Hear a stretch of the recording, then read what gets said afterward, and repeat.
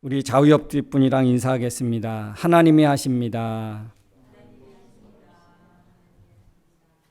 네, 우리 지민 형제 목소리가 다른 어떤 때보다 더 좋은 것 같아요. 목소리가 참 좋고 그래서 우리 성경을 너무 잘 읽어 주었습니다. 고맙습니다. 우리 지금 러시아와 우크라이나가 지금 전쟁 중에 있습니다. 21세기 이런 시대에 야만적인 그런 전쟁이 일어난다는 거, 그거는 정말 뼈 아픈 일입니다. 여러분 뭐 유튜브나 여러 매체를 통해서 우크라이나의 상황을 여러분 알고 또 보고 있겠지만 그 현장이 얼마나 참혹한지요. 어떤 한 지역은 완전히 건물이 다 파손될 정도로 그렇게 폭격이 이루어지고 많은 사람이 죽고 많은 가족이 해체되고 또 많은 국민들이 해외로 떠나고 얼마나 큰 지금 아픔을 겪고 있는지 모릅니다. 아무 일도 할 수 없는 그래서 있는 것으로 그냥 겨우 먹고 하루하루를 버틸 수밖에 없는 참으로 참혹한 그런 상황이 아닐 수 없습니다. 우크라이나만 그런가? 근데 우리가 그동안 함께 기도했던 미얀마도 보니까 여전히 내전으로 많은 사람들이 직장으로 또 삶의 터전으로 돌아가지 못하고 그렇게 같은 민족끼리 군사 쿠데타로 인하여 그렇게 큰 어려움을 겪고 있습니다.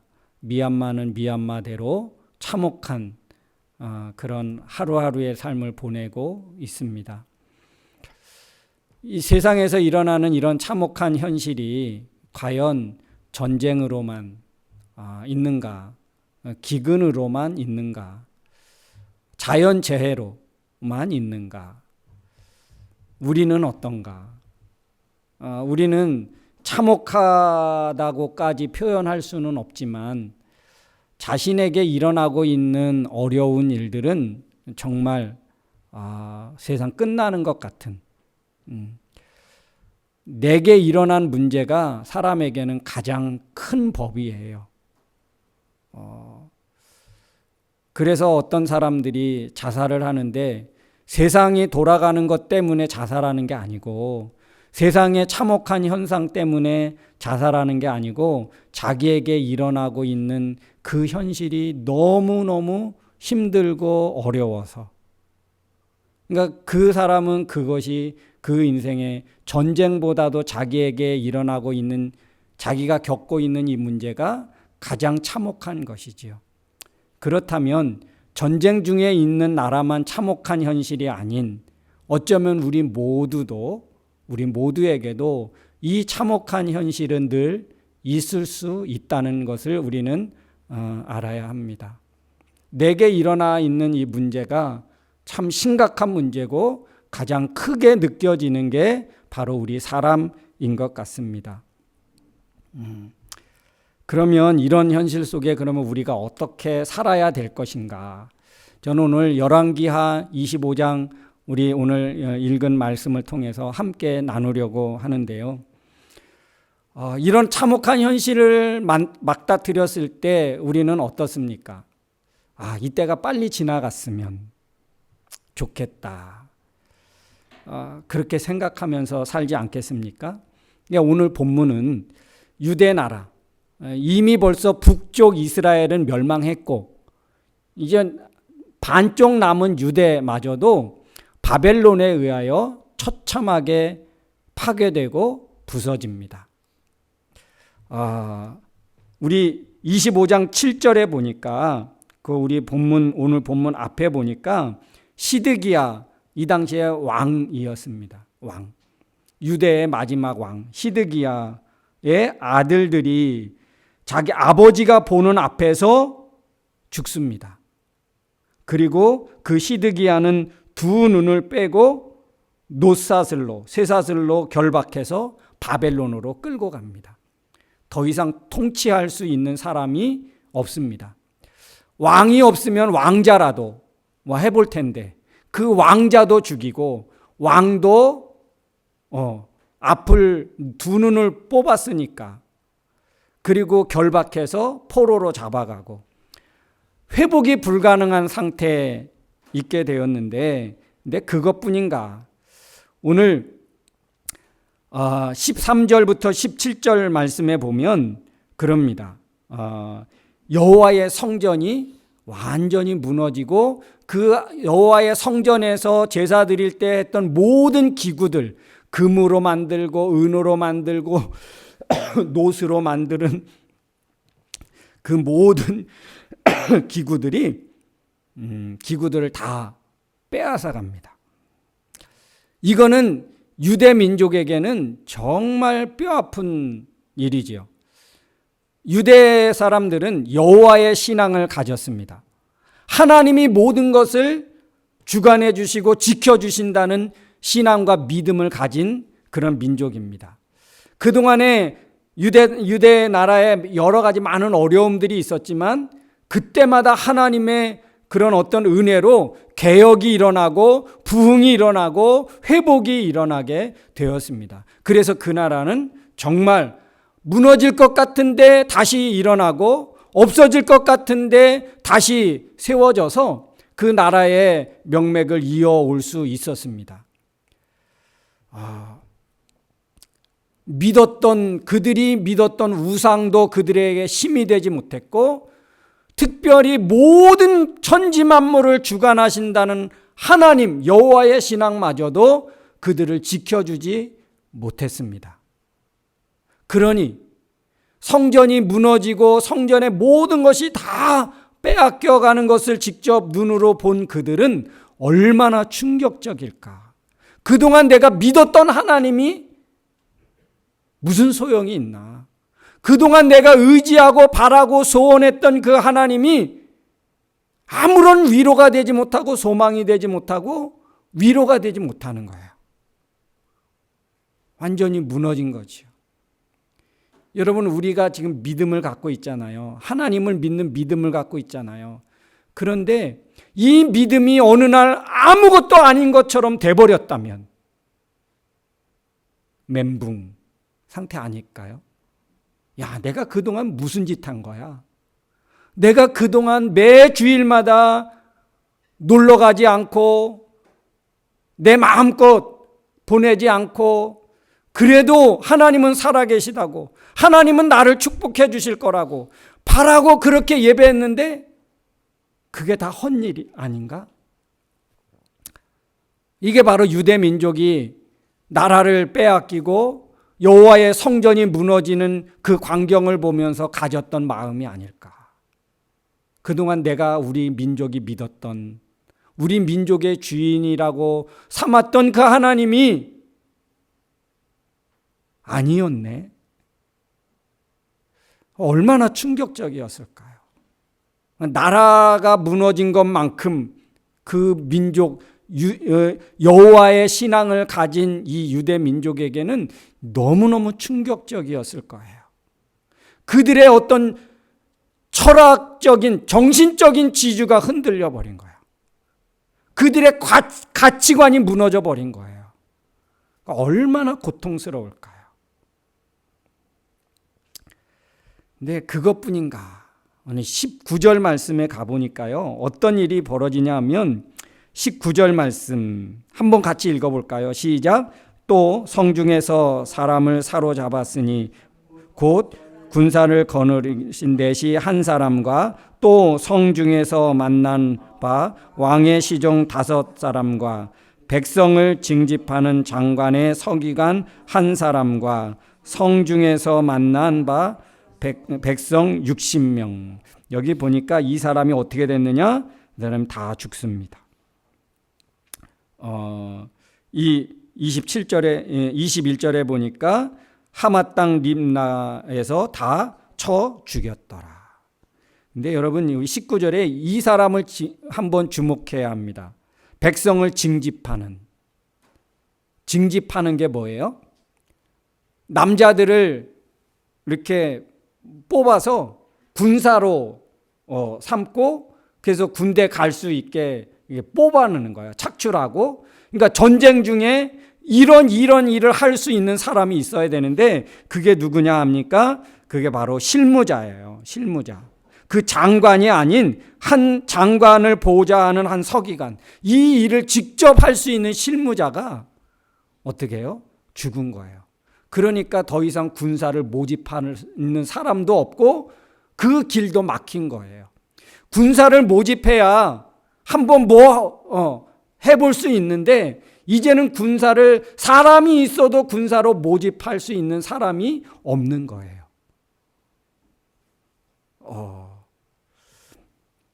오늘날은 SNS나 여러 그 인터넷 상황으로 인하여 자원으로 막 그렇게 하기도 하고 하지만 때는 그러지 않거든요. 누가 뽑아서 아니면 강제로 이 어떤 명령으로 그렇게 군대로 편입하고 보내는데 그 일을 하는 자가 죽었습니다. 그러니까 군사를 새롭게 일으킬 수도 없지요. 나라를 되찾으려고 하는 희망, 싹을 아예 잘라버린 거예요. 왕자도 없지. 그동안 믿었던 여호와의 신앙도 아무런 위로와 소망이 되지 못했지. 이제는 더 이상 군사를 모집할 수 있는 사람도 없지. 그리고 좀 똑똑하고 뭔가 지도자가 될 만한 사람들은 다 바벨론으로 포로로 잡아갔고 오늘 말씀 12절에 보니까 시위대장이 그 땅에 비천한 자를 남겨두어 포도원을 다스리는 자와 농부가 되게 하였더라. 그러니까 유대 땅에 남겨놓은 사람들은 어떤 사람들이라고 해요? 비천한 자. 뭔가 나라를 위해서 으쌰으쌰 해가지고 나라를 다시 일으켜보자.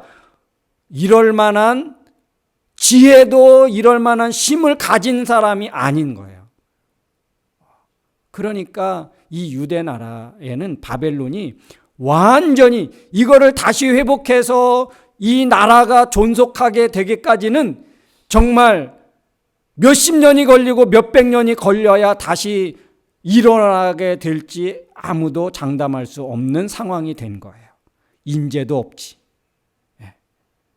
그 땅은 오로지 그냥 농사일을 하는 사람들, 가수원을 가꾸는 사람들만 남겨놓았다는 거예요. 그러니까 그 땅이 얼마나 소망이 없겠습니까?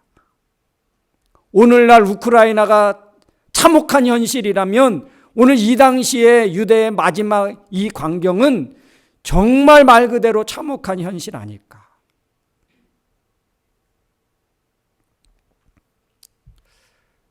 이스라엘은 완전히 짓밟힐 대로 짓밟혔습니다.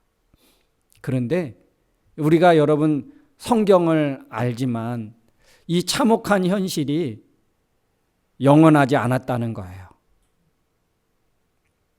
완전히 역전되어서 오늘날에는 여러분 이스라엘을 짓밟았던 바벨론은 흔적도 없이 사라졌고요. 이스라엘을 점령하고 그 나라의 모든 것을 빼앗아 갔던 로마는 조그만 도시국가로 밖에 지금 남아져 있지 않고요. 그런데 지금 이스라엘은요, 세계 정치, 경제, 문학, 예술, 모든 과학, 의술 이런 부분에서 유대인을 빼고 과연 말할 수 있을까?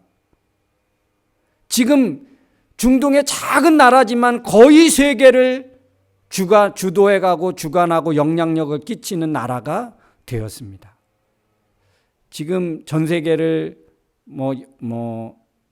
쉽게 말해서 우리 미국이 거의 주도해 가잖아요. 모든 세계 문제에 미국이 나서고 미국이 지금 모든 것을 정리하고 관리하는 그런 입장에 있지 않습니까?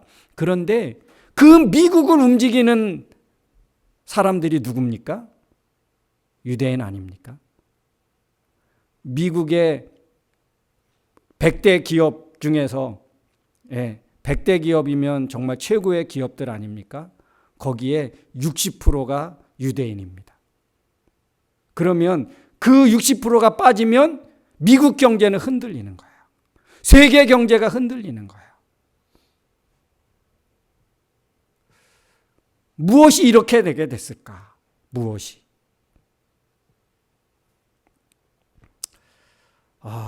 어떻게 이런 일이 가능할까?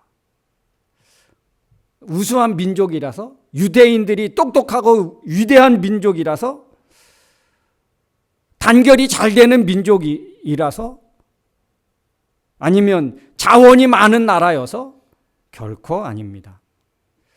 제가 유대민족이 오늘날 이렇게 이스라엘이 세계 영향력 있는 나라가 될 수 있었던 게 뭘까? 제가 아무리 생각해 봐도 될 만한 이유가 없어요. 될 만한 이유가. 유태인만큼 똑똑하고 유태인만큼 어떤 그 머리가 샤프하게 돌아가는 민족이 있다면 우리나라 아닙니까? 그렇죠? 오히려 유대인들의 그 결속력만큼 우리 민족도 결속력을 갖는다면 2등이라면 정말 아쉬워할 민족이 아닙니까? 단결력 최고죠. 그렇죠? 근데 우리는 그러지 못했잖아요. 근데 무엇이 이 나라를 이렇게 만들었을까?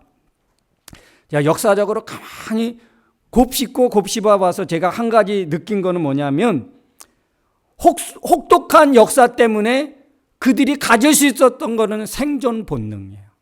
생존 본능. 나라가 다 빼앗겼을 때, 또 포로로 잡아갔을 때, 다른 나라로 이주해서 그 조금 주어진 그 자유로운 그런 환경에서 그들은 어떻게 해서든지 생존 본능을 일으킵니다.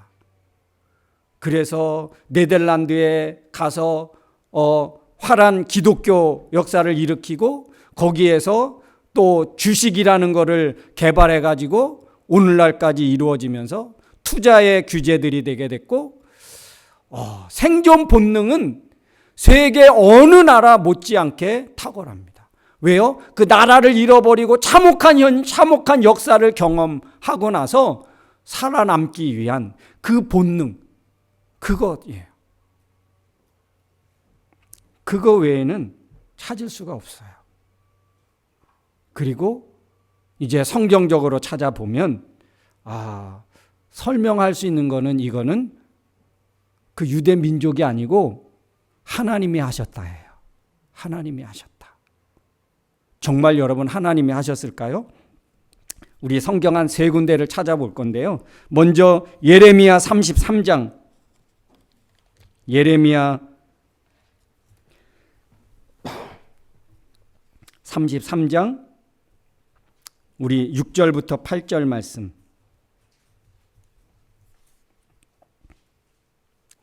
유대 회복을 향한 하나님의 메시지입니다. 같이 읽겠습니다. 시작. 그러나 보라, 내가 이 성읍을 치료하며 고쳐 낫게 하고 평안과 진실이 풍성함을 그들에게 나타낼 것이며 내가 유다의 포로와 이스라엘의 포로를 돌아오게 하여 그들을 처음과 같이 세울 것이며 내가 그들을 내게 범한 그 모든 죄악에서 정하게 하며 그들이 내게 범하며 행한 모든 죄악을 사할 것이라. 누가 한 거예요? 하나님이 하신 거예요. 내가 하겠다.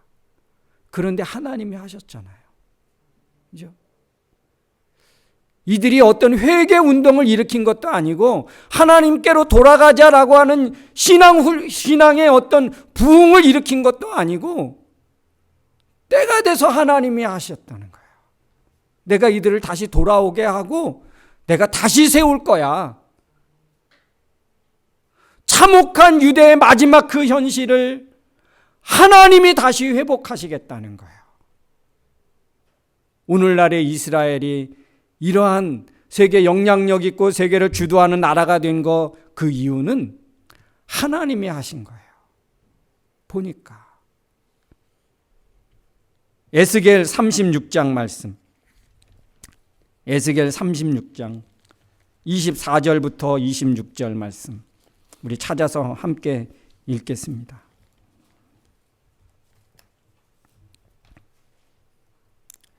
에스겔 36장 다 같이 내가 너희를 여러 나라 가운데서 인도하여 내고 여러 민족 가운데서 모아 데리고 고국 땅에 들어가서 맑은 물을 너희에게 뿌려서 너희로 정결하게 하되 곧 너희 모든 더러운 것에서와 모든 우상 숭배에서 너희를 정결하게 할 것이며 또 새 영을 너희 속에 두고 새 마음을 너희에게 주되 너의 육신에서 굳은 마음을 제하고 부드러운 마음을 줄 것이며. 이 누가 주는 거예요? 그런 마음을. 하나님이 여러 민족에게서 흩어졌던 그 사람들, 백성들을 내가 다시 불러 모아드리겠다. 그리고 내가 그 민족을 다시 회복시키겠다. 그들에게 새 영을 주고 새 마음을 주어서 그들의 마음을 온유하고 부드럽게 해서 여호와의 신앙을 회복해서 그 나라를 다시 일으켜 세울 것이다. 그 주체가 누구예요? 한 사람도 아니고 한 사람 누구를 세워서도 아니고 하나님이 하신 거예요. 하나님이. 우리 또 이사야 61장 이런 말씀을 찾아보면요 끝도 없어요 사실. 근데 대표적인 거 예레미야, 에스겔, 이사야 정말 대선지자들 아닙니까? 그들을 통해서 주신 말씀과 그 말씀을 하나님 이루신 것을 우리가 살펴보는 거예요. 61장 1절 1절 말씀 시작. 주 여호와의 영이 내게 내리셨으니 이는 여호와께서 내게 기름을 부으사 가난한 자에게 아름다운 소식을 전하게 하려 하심이라. 나를 보내사 마음이 상한 자를 고치며 포로된 자에게 자유를, 갇힌 자에게 노임을 선포하며. 그 뒤로 쭉 읽어보면 하나님이 이렇게 처참하게 깨지고 부서지게 하더니 하나님이 이렇게 정말 세세함 넘치도록 하나님이 회복하시는구나. 하나님은 어쩌면 이렇게 세밀하실까? 하나님은 어쩌면 이렇게 구체적일까? 참혹했던 현실은 단순히 특정한 나라나 특정한 사람이나 역사적 사건으로 발생한 것이 아닙니다. 이거는 모든 사람의 상태를 말할 수 있다는 것입니다. 암담했던 사건을 통해서만 그 사건을 통해서만 마지막이 선포되고 그리고 때가 되어서 하나님의 신적 회복이 하나님의 영적 회복이 이루어진다는 사실입니다. 그러니까 이 참혹한 현실이 없으면 우리 인생의 새로움이 시작되지 않는 거예요. 여러분 우리 각각에게 느끼는 참혹한 내 현실 이것은 영원하지 않습니다. 내가 겪고 있는 이 어려움 때문에 내 지금 문제는 거기서 끝나지고 거기서 정리되고 하나님이 새롭게 지어서 새롭게 되게 하신다는 거예요.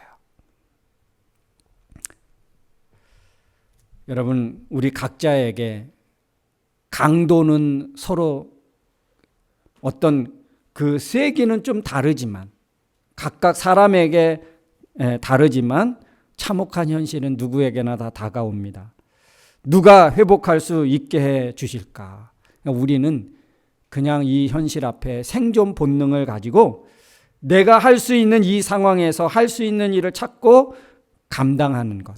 그러면 때가 되면 하나님이 회복하시고 돌아오시고 치유하신다는 사실입니다. 하나님의 때가 회복의 때는 하나님께로부터 옵니다.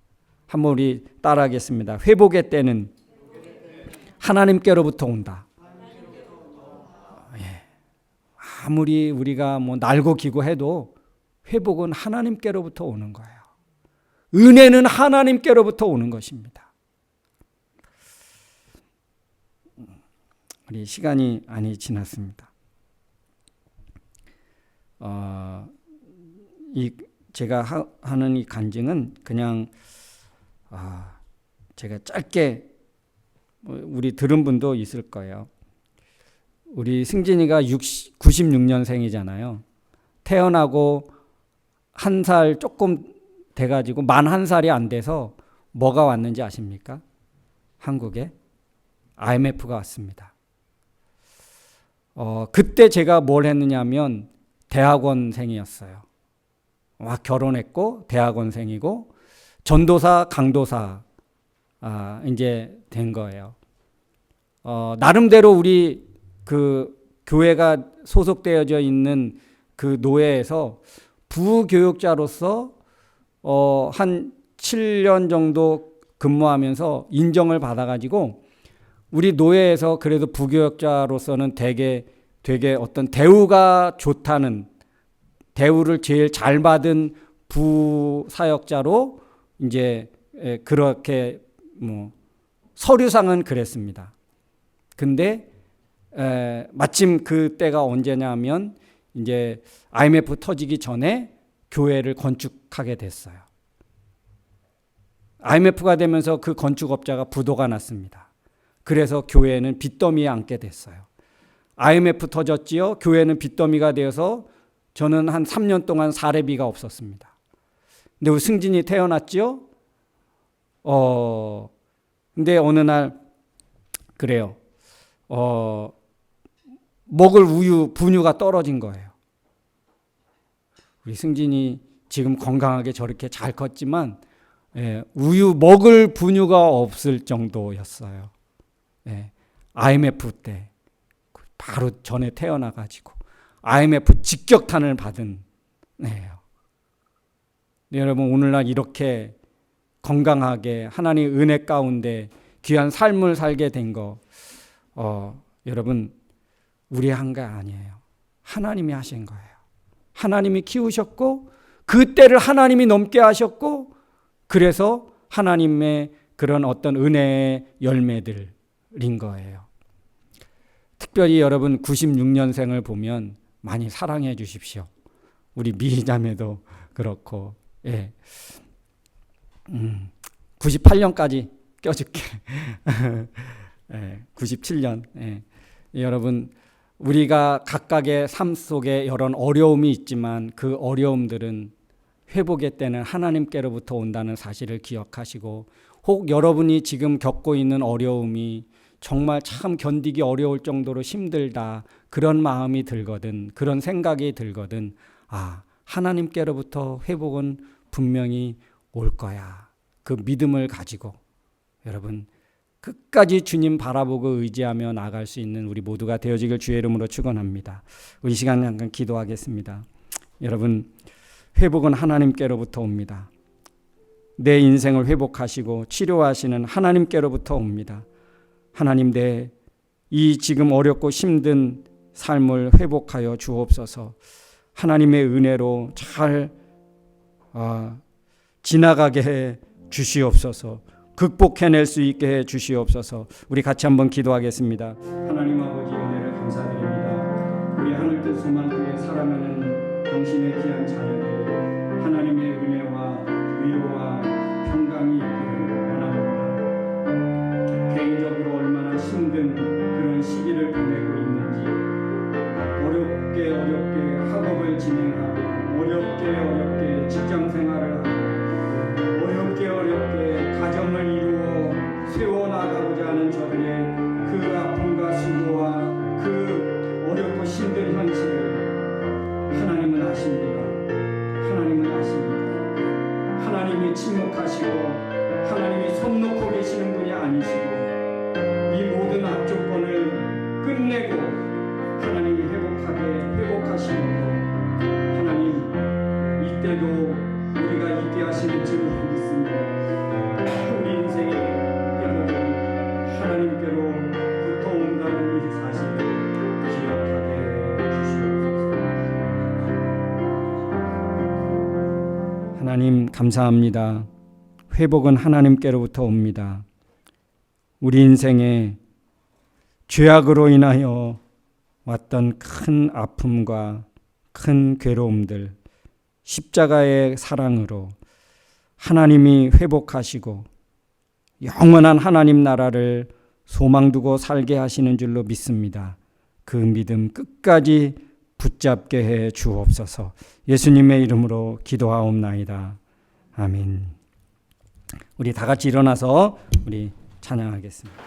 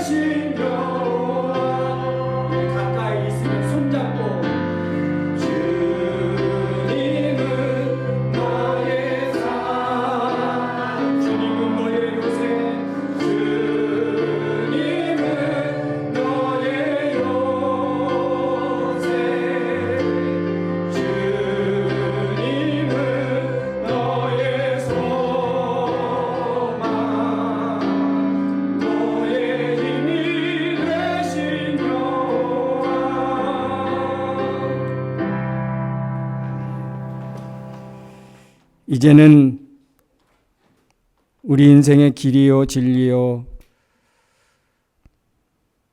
회복의 근원이 되신 예수 그리스도의 은혜와 예수님을 통하여 영원한 소망의 길을 내신 하나님 아버지의 크고 넓으신 사랑하심과 이 험난한 세상 저희도 홀로 두지 아니하시고 지금도 살아서 삶의 배후에서 역사하시고 위로하시고 격려하여 진리의 길로 이끄시는 성령님의 그 능력이 오늘도 참혹한 현실 앞에 낙심하지 말고 회복은 하나님께로부터 온다는 이 사실을 믿고 선포하고 믿음으로 저희들에게 주어진 상황을 향하여 전진해 나아가는 우리 사랑하는 성도들 머리머리 위에와 가정과 생업과 학업과 나가는 모든 진로 위에 그리고 전 세계 평화 위에 이제로부터 영원토록 함께 있을지어다. 아멘.